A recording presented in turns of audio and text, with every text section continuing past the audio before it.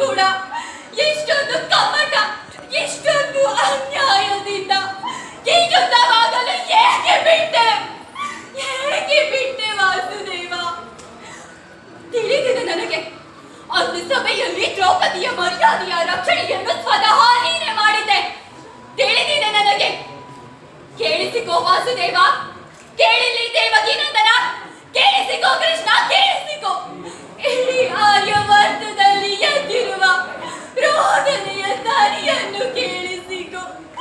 ಒಬ್ಬ ಮಾತೆಯ ಭೂಮಿಯ ಹೃದಯದ ಮೇಲೆ ದುಃಖದ ತಾಂಡವವನ್ನು ನೋಡು, ದುಃಖದ ತಾಂಡವವನ್ನು ನೋಡು ವಾಸುದೇವ. ನಾವೆಲ್ಲರೂ ನಿನ್ನ ಕೈಗೊಂಬೆಗಳು.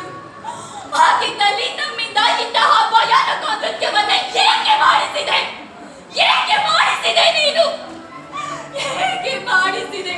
ಕುರುಕ್ಷೇತ್ರ ಭೂಮಿಯ ಮೇಲೆ ಎಲ್ಲರಿಗಿಂತ ದೊಡ್ಡ ಅಧರ್ಮ ಕೇವಲ ನೀನು ಮಾಡಿರುವೆ ವಾಸುದೇವ, ಕೇವಲ ನೀನು. ಹಾಗೂ ಇದಕ್ಕೆ ನಿನಗೆ ಶಿಕ್ಷೆಯಾಗಲೇಬೇಕು, ಶಿಕ್ಷೆಯಾಗಲೇಬೇಕು.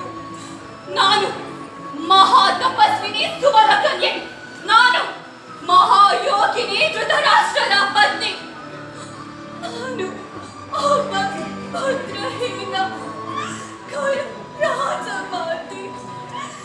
ಈ ದಿನ ನಿನಗೆ ಶಾಪ ನೀಡುತ್ತಿರುವೆ.